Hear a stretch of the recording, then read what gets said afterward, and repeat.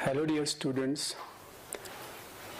today we are going to discuss the climate change and global warming, its cause and impacts. Last class में भी हमने इस topic पे discussion किया था, तो उसमें कल लास्ट जो हमारे लेक्चर्स रहा उसमें हमने काजेस को डिस्कस किया था। आज फिर हम थोड़ा सा रिकैप करेंगे कि इसके मेन ग्लोबल वार्मिंग हो या क्लाइमेट चेंज हो, इसकी मेन काज जो है इस global that is the human causes, जिसमें ग्रीन हाउस इफेक्ट जो कि हमने देखा कि how the green house effect take place. Green house effect में नॉर्मली क्या होते हैं कि जब सन से रेडिएशन पड़ते हैं, अर्थ की तरफ रेडिएशंस आते हैं और अर्थ जो है हीट अप हो जाते हैं। अर्थ हीट अप होके जब अर्थ रेडिएट कर देते हैं जिस हीट रेडिएशन को, तो यहाँ एटमॉस्फेयर में कुछ खास गैसेस हैं जिनको हम ग्रीन हाउस गैसेस कहा जाते हैं। इनको ये जो ग्रीन हाउस गैसेस है, ये जो रेडिएटेड हीट रेडिएशन से इसको पार्शियली एब्जॉर्ब करके वापस अर्थ की तरफ भेजते हैं, यानी हीट को यहाँ पर ट्रैप किया जाते हैं और इसको आगे जाने नहीं देता। तो इस तरह से ये हमारा अर्थ है वार्म रह जाते हैं। ठीक है, ग्रीन हाउस गैसेस जिसमें सबसे इंपॉर्टेंट होते हैं हमारे carbon dioxide, 60% green house effect में रोल प्ले करते हैं।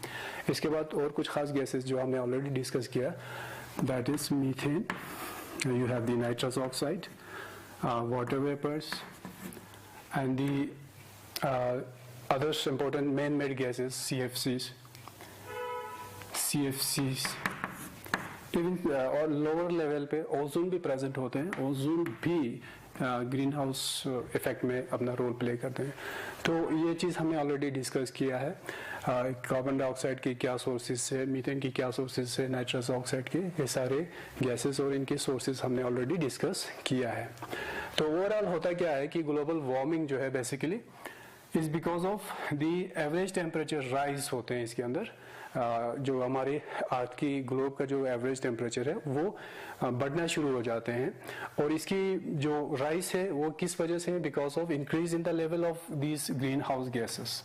ग्रीन हाउस गैसेस की लेवल बढ़ने से होते हैं। जैसे एलिया हमने ऑलरेडी कहा कि ये जो अर्थ का जो टेम्परेचर है वो समय के साथ काफ़ी नीचे भी डाउन भी हुआ है और बहुत ज़्यादा हॉट भी। जैसे हम ऑलरेडी जानते हैं कि जब हम अर्थ की हिस्ट्री समझने की कोशिश करते हैं तो वहाँ से हमें पता चलते हैं कि अर्थ में यानी एक ज़माना था जिसको हम आइस एज कहा जाते हैं, जहाँ पर काफ़ी फ्रोजन सिचुएशन था। वहीं पे जब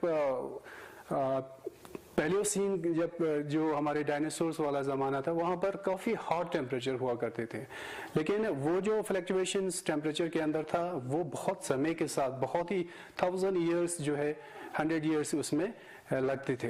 लेकिन आज जो है क्या है कि ये ग्लोबल एवरेज टेम्परेचर राइज जो हुआ है that is with in 200 years, with in 200 years, यानी 200 साल में ही काफ़ी टेम्परेचर अर्थ का राइज हुआ। जैसे हम यहाँ पर दुनिया में एक ह्यूमन एक्टिविटी जिसको हम इंडस्ट्रियल रिवॉल्यूशन कहा जाते हैं, इंडस्ट्रियल रिवॉल्यूशन जो कि तकरीबन 1750 से स्टार्ट हुआ था, तो वहाँ से जब हम ये जो हमारे डाटा जो हमें बताते हैं प्री हिस्ट्री यानी प्री इंडस्ट्रियल रिवॉल्यूशन के जब हम डाटा देखते हैं, वहाँ पर कार्बन डाइऑक्साइड का लेवल 280 पार्ट्स पर मिलियन हुआ करता था, जो इसी 200 साल के अंदर बढ़ के अब तक अभी जो हमें रिकॉर्ड्स जो इस कार्बन के लेवल बताते हैं कि इट्स अराउंड 412 पार्ट्स पर मिलियन। तो इतनी मात्रा में एयर के अंदर कार्बन डाइऑक्साइड का लेवल बढ़ा हुआ है, और इसका लेवल बढ़ने का जो मेन कारण माना जाते हैं वो है ह्यूमन एक्टिविटीज। ह्यूमन एक्टिविटीज में खास तौर पर the burning of fossil fuels, burning of fossil fuel की बर्निंग जो है मेन कारण माना जाता है। हालांकि बहुत सारे दूसरे एक्टिविटीज के दौरान भी ये ग्रीन हाउसेस का लेवल जो है एयर में बढ़ते हैं, जैसे डिफॉरेस्टेशन जो है डिफॉरेस्टेशन या जो वेजिटेशन, जो हमारे वेजिटेशन के कवर अर्थ के ऊपर है, वो जब हम रिमूव करते हैं तो उसका जो एब्जॉर्प्शन है वो कम हो जाते हैं कार्बन डाइऑक्साइड का। Not only carbon dioxide, there are other green house gases जो उतना इम्पोर्टेंट है, जैसे कि मीथेन है। मीथेन भी बहुत ज़्यादा मात्रा में एयर में ह्यूमंस की वजह से रिलीज हो रहा है। तो ये सारे हमने लास्ट टाइम डिस्कस किया। और यहाँ पर एक वेल एस्टेब्लिश्ड फैक्ट ये है कि जो ग्लोबल वार्मिंग है, global warming is directly linked with this current pattern of change in the climate. जो आज की क्लाइमेटिक चेंजेस है, इसका डायरेक्ट लिंक है किसके साथ? ग्लोबल वार्मिंग के साथ। हालांकि यहाँ पर जब हम एक्सप्लेनेशन करते हैं तो क्लाइमेट चेंज सिर्फ टेम्परेचर के बढ़ने से ही नहीं, बल्कि there are some other forces also that यानी accelerate this changes in the climate.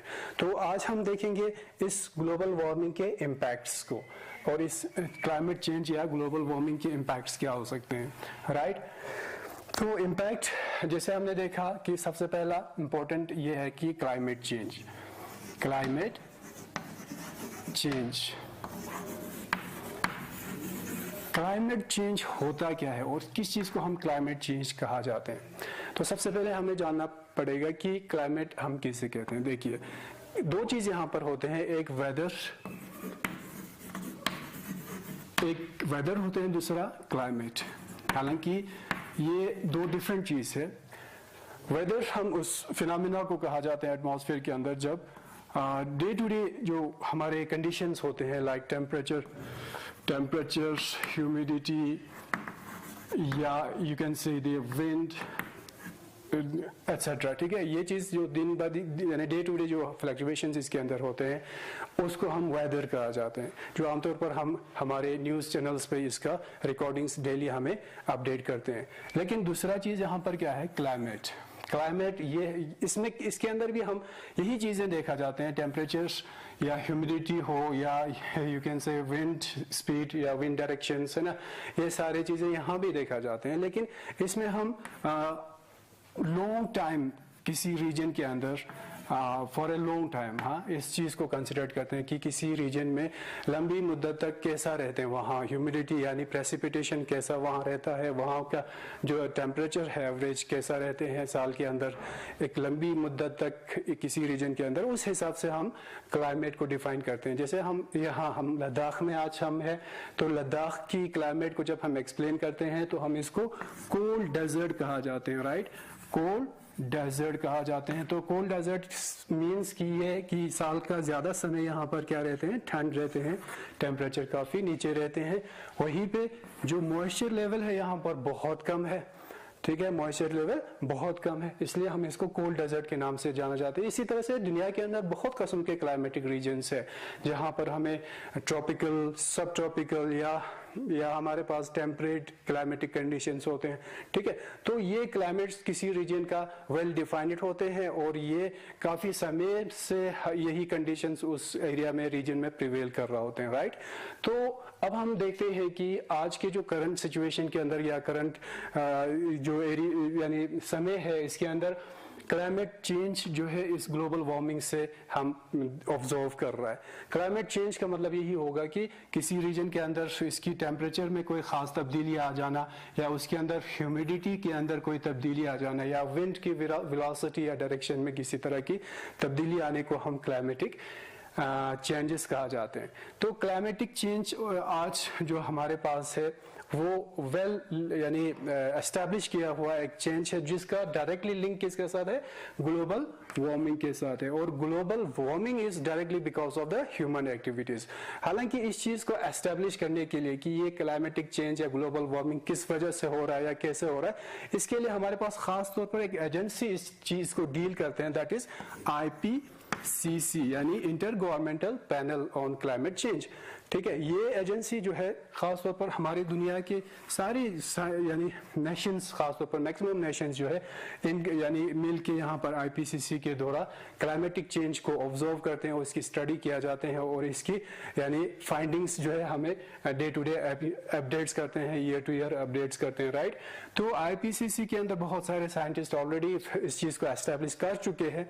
इसके अलावा दुनिया में बहुत सारे इंडिपेंडेंटली यानी around 1300 scientist all over the world independent इस चीज को एस्टेब्लिश किया हुआ है कि ये जो क्लाइमेटिक चेंज है is because of global warming and the global warming is because of the rise of the temperature and because of human activities. और इसमें खास जो हमें ये किया हुआ है, एस्टेब्लिश किया हुआ है, वो है बर्निंग ऑफ फॉसिल फ्यूल की बर्निंग से ये चीज होते हैं। तो क्लाइमेटिक चेंज जो है ये एक बड़ी इम्पैक्ट है ग्लोबल वार्मिंग का, जिसके अंदर होता है क्या है कि एक्सट्रीम वेदर्स डे से ईयर टू ईयर हम रिकॉर्ड करते हैं। फर्स्ट क्या होते हैं? Extreme weathers. Extreme weather means कि जहाँ पर दुनिया के बहुत सारे हिस्सों में क्या हो सकते हैं, यानी ड्रॉट हाई यानी ज्यादा प्रिवेल होते हैं, ड्रॉट या हीट वेव्स। तो कुछ खास जगहों में क्या हो सकते हैं, ड्राउट कंडीशन प्रिवेल कर सकते हैं या बहुत ज्यादा हीट वेव्स, जैसे हमने देखा लास्ट कुछ खासतौर पर ईयर्स या कुछ लास्ट जो डिकेड है या इसके बाद जो 1980s के बाद 1980s से लेके अप टू 2012 एक स्लो टेम्परेचर इंक्रीज यहाँ रिकॉर्ड किया गया। ईयर बाय ईयर नई टेम्परेचर्स, हॉट टेम्परेचर जो है रिकॉर्ड्स कर रहे थे। उसके अलावा जब 2015 और 16 को हम देखते हैं तो ये सबसे हॉटेस्ट जो है हॉटेस्ट और वेदर जो है दुनिया के अंदर रिकॉर्ड किया गया। हालांकि ये जो टेम्परेचर रिकॉर्ड है वो रीजन वाइज रीजन डिफरेंट हो सकते हैं, लेकिन जब हम एवरेज ग्लोब की देखते हैं तो 1980 से 2012 तक तो काफ़ी स्लो जो है इस हॉट यानी वार्मिंग जो है स्लो प्रोसेस तरीके से हुआ। लेकिन जब इमीडिएटली आफ्टर 2012 15, 16, 70s हम देखते हैं तो इसमें एब्रप्ट टेम्परेचर राइज होना शुरू हो जाते हैं। ठीक है, तो इस एक्सट्रीम कंडीशन से सिर्फ ड्राउट या हीट वेव्स ही नहीं हो सकते, बल्कि यहाँ पर कुछ रीजन्स में ज़्यादा मॉइस्ट भी हो सकते हैं, ज़्यादा ह्यूमिड भी बन सकते हैं, यहाँ पर ह्यूमिडिटी ज़्यादा भी हो सकते हैं, जिस वजह से टोरेंशियल रेन या साइक्लोन्स जो है बहुत ज़्यादा फ्रीक्वेंट में यहाँ पर हो सकते हैं। इसका कारण क्या है? जैसे हम देखते हैं कि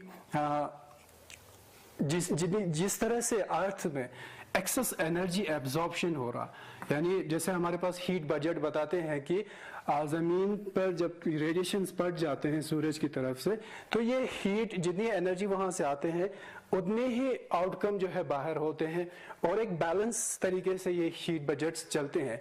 लेकिन आज इस ग्लोबल वार्मिंग की या इस हीट ट्रैपिंग ज़्यादा होने की वजह से ये जो एनर्जी है वो या तो वाटर में एब्जॉर्ब हो रहा है या ये एनर्जी जो है ये एटमॉस्फेयर में या सॉइल के अंदर ये जो एक्स्ट्रा एनर्जी है वो इसकी एक्सेस एब्जॉर्प्शन हो रहा है, जिस वजह से वाटर भी काफ़ी हद तक वार्म होते जा रहा है, यानी ओशंस जो है काफ़ी हद तक जो एवरेज हमें था इसका टेम्परेचर उससे काफ़ी वार्म हो रहा, या एयर जो है ज़्यादा हीटअप हो रहा है, या ज़मीन जो हमारे अर्थ है वो भी काफ़ी वार्म होना शुरू हो रहा है, जिस वजह से हमारे खासतौर पर पोलर रीजन्स में जो परमाफ्रॉस्ट एरियाज होते हैं वो अब थोड़ी सी गर्म होना शुरू हो रहा है। तो ये है कि पहला इसका इम्पैक्ट क्लाइमेट चेंज का, जिसकी वजह से एक्सट्रीम वेदर्स यानी like the droughts, heat waves and the cyclones, जैसे हमारे बहुत सारी जगहों पे डिफरेंट नाम के साइक्लोन्स होते हैं, वो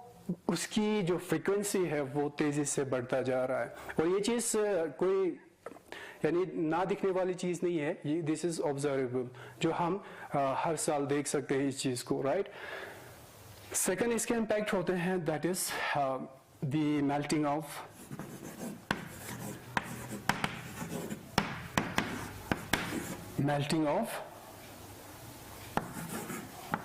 glaciers या melting of ice sheets, melting of ice sheets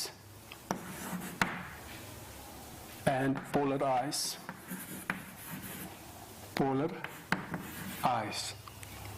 ice sheets, polar ice and retreat of glaciers,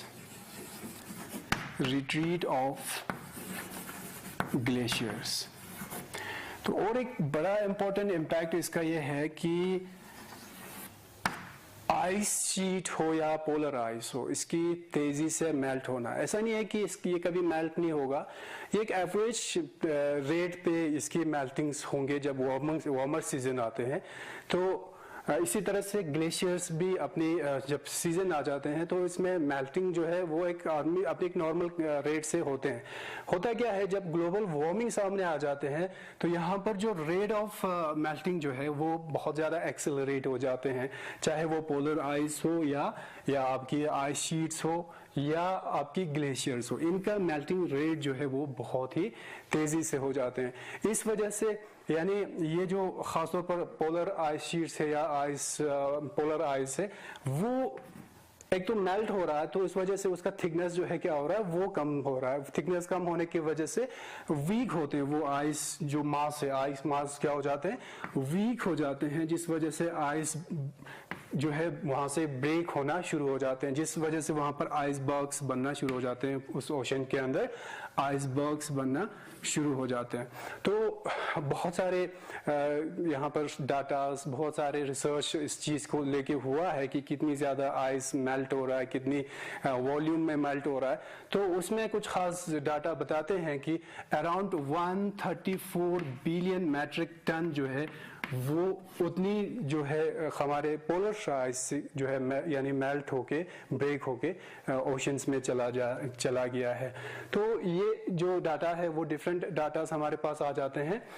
इसके अलावा ग्लेशियर की रिट्रीट्स भी ये भी एक बहुत ही वेल एस्टेब्लिश्ड फैक्ट है कि हमारे दुनिया के अंदर बहुत सारी जगहों का जो ग्लेशियर्स है, जैसे जिसमें खासतौर पर हमारे इम्पोर्टेंट ग्लेशियर्स रेंजेस है वो हिमालय हो या एल्प्स हो या आपके एंडस हो या रॉकी माउंटेन्स हो, जहाँ भी हो, यहाँ पर जो हमारे ग्लेशियर्स बहुत सारे सीरीज में बहुत बड़े साइज के छोटे साइज के ग्लेशियर्स पाए जाते हैं, वो ग्लेशियर्स बहुत तेजी से रिट्रीट हुआ है because of excess heat up या वार्मिंग। ठीक है, इसमें देखा कि हमारे हिमालय के अंदर ही देखा गया जो इम्पोर्टेंट ग्लेशियर्स है उसका साइज तकरीबन 15% जो है, एक एवरेज जो मेल्टिंग होगा इस ग्लेशियर का उससे 15 टाइम्स ज़्यादा जो है वो ग्लेशियर मेल्ट हुआ है।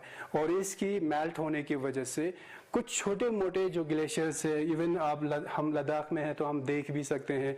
हम रिसेंटली यानी कुछ साल पहले हम विजिट करते थे, हमारी हिमालयन रेंज ज़ांस्कार रेंज में हम विजिट करते थे, तो वहाँ रास्ते में ही आपके यहाँ पर आते हैं ग्लेशियर, नूनकुन का ग्लेशियर आते हैं, या आपका इससे आगे जो है हमारे पानीखा से थोड़े आगे जाके ग्लेशियर्स आते हैं। वहाँ जब हम जाके आज देखते हैं वो ग्लेशियर्स काफ़ी बड़े थे, यानी उस समय हम इवन जून में चले जाते थे, बड़ा ग्लेशियर्स हम वहाँ देखते थे। हालांकि हम इस चीज़ को नाप तो हम कर नहीं सकता था, लेकिन आज हम देखते हैं they have been receded to ऊपर लेयर्स, यानी बहुत ऊपर जो है ये ग्लेशियर जो है रिसीड हो चुका है, छोटा हो चुका है। तो ये सारे ग्लेशियर्स पे इसके इम्पैक्ट्स देखा गया है, चाहे वो हमारे बड़े ग्लेशियर्स गंगोत्री हो या दूसरे ग्लेशियर्स हो, उन पे भी इसका इम्पैक्ट देखा गया है।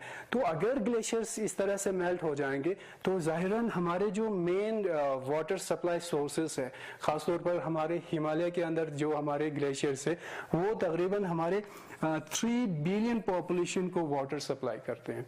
तो अगर ये ग्लेशियर्स तेजी से मेल्ट होना शुरू हो जाएंगे तो इतनी लोग जो है इस चीज का यानी शिकार हो सकते हैं, विक्टिम हो सकते हैं, यानी वाटर क्राइसिस जैसी चीजें आगे बहुत ज्यादा तेजी से, जो कि आज हम ऑब्जर्व भी कर रहा है कि वाटर फ्लो जो है काफी दरियाओं में चेंज हो रहा है because of this high melting of the glaciers, right.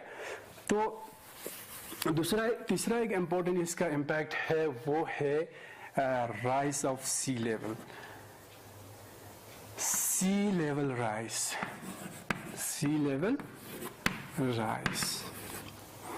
तो ये और एक इम्पोर्टेंट इम्पैक्ट है sea level rise. Sea level rise का मतलब क्या है कि आपका ये जो समंदर है, ओशियन से, इसका अपना एक लेवल जो है मेंटेन रहते हैं। हालांकि ये भी ऐसा नहीं है कि एक वेल स्टैटिस्टिक कोई चीज़ नहीं है, ये भी एक डायनामिक चीज़ है, इसमें भी अप डाउन समय के साथ होते हैं।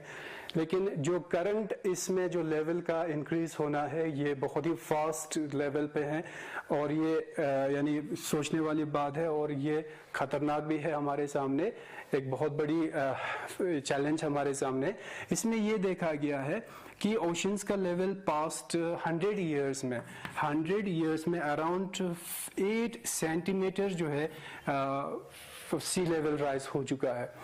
और एक एस्टिमेशन नासा के द्वारा कहा गया है कि हर साल जो है 3 मिलीमीटर जो है पर ईयर जो है सी लेवल राइज हो रहा है। सी लेवल राइज का कारण हमारे पास दो खास एक्सप्लेनेशन है। इसका एक होते हैं कि जैसे हमने कहा कि ग्लोबल वार्मिंग के अंदर क्या है कि एक्सेस हीट ट्रैप हो रहा है। हीट का मतलब एनर्जी ट्रैप हो रहा है, वो एनर्जी या तो पानी के अंदर जज़ब होगा, या जमीन में होगा, या एयर में चला जाएगा, राइट। तो वाटर के अंदर इसका एब्जॉर्प्शन होने से, इसकी हीट एब्जॉर्ब होने की वजह से पानी के अंदर वार्मिंग जो है बढ़ना शुरू हो जाते हैं। इस वजह से यहाँ पर एक एक्सपेंशन वाटर मॉलिक्यूल्स के अंदर आते हैं जिसको हम थर्मल एक्सपेंशन कहा जाते हैं। थर्मल एक्सपेंशन की वजह से ये वाटर का वॉल्यूम बढ़ना शुरू हो जाते हैं। एक ये है इम्पैक्ट। दूसरा हमारे पास जैसे हमने बताया कि आपकी चाहे पोलर आइस है, आइस शीट से या ग्लेशियर से, वो एब्रप्टली जब मेल्ट हो जाते हैं तो finally they will get inter into oceans. कहाँ चला जाएगा? ओशंस में चला जाएगा। उस वजह से भी, हालांकि यहाँ पर अपना मैकेनिज्म ऑलरेडी यहाँ पर एग्जिस्ट करते हैं कि जो वाटर ओशंस में आ जाते हैं वो ऑटोमेटिकली हीटअप भी होता है, इवापोरेशन हो जाते हैं, बहाव बन के ऊपर एयर में चला जाते हैं, फिर वो दोबारा साइकिल जो है हाइड्रोलॉजिकल साइकिल चलता रहते हैं।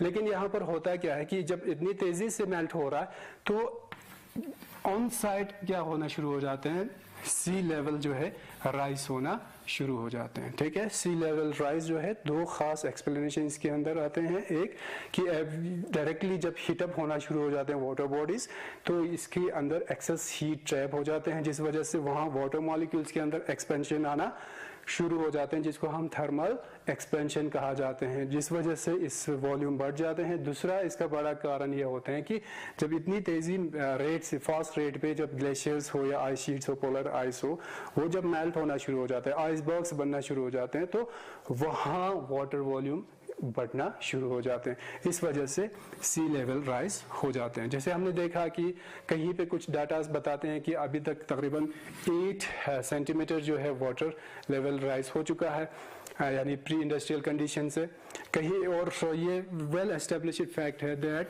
कि हर साल जो है तकरीबन 3 mm जो है मिलीमीटर्स जो है क्या हो रहा, सी लेवल राइज हो रहा। और एक प्रेडिक्शन हमें बताते हैं कि अराउंड समटाइम्स कुछ प्रेडिक्शंस हमें बताते हैं तकरीबन 1.7 मीटर जो है सी लेवल राइज हो सकते हैं जब 2100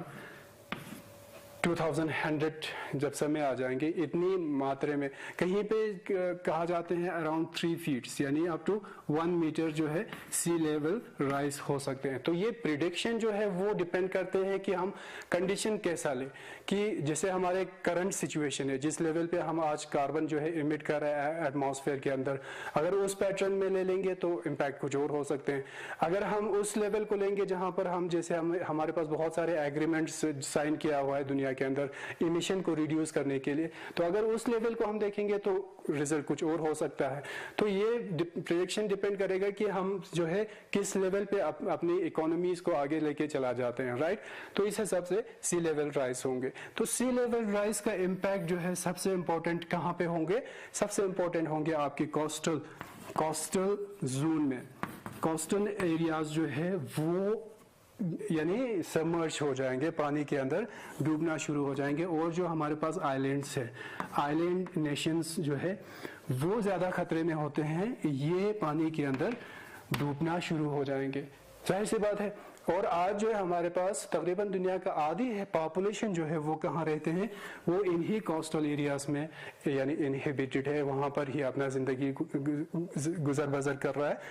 तो इसलिए सी लेवल सबसे ज्यादा थ्रेट पोज करते हैं वो लोग जो समंदर के आसपास रहते हैं, कोस्टल जोन्स में रहते हैं, या खास तौर पर जो हमारे बहुत सारे आइलैंड नेशंस है, जिसमें हमारे इंडिया के अंदर आप देखेंगे हमारा इंडिया खुद भी इसकी बड़ा एक हिस्सा यानी तकरीबन 700 किलोमीटर जो है कोस्टल जोन्स के अंदर आते हैं। वहाँ जो है यानी जो हमारी अरेबियन सी हो या इंडियन ओशन हो, वहाँ से दोनों साइड से अगर ये आहिस्ता आहिस्ता बढ़ता जाएगा सी लेवल, तो वो कोस्टल जोन्स क्या होगा, पानी के अंदर सबमर्ज होना शुरू हो जाएगा। ये ऐसा नहीं है कि एब्रप्टली सी लेवल एकदम से बढ़ जाएगा, आहिस्ता आहिस्ता ये सी जो है इरोड करना शुरू कर जाते हैं, यानी ज़मीन को इरोड करना शुरू कर जाते हैं और आहिस्ता आहिस्ता ये पानी के अंदर ही लेके चला जाते हैं उस ज़मीन को जहाँ पर पहले बैरन होता था। अभी हमारे पास समय नहीं है, तो नेक्स्ट टाइम इंशाल्लाह इसी को लेके हम फर्दर डिस्कस करेंगे। Thank you.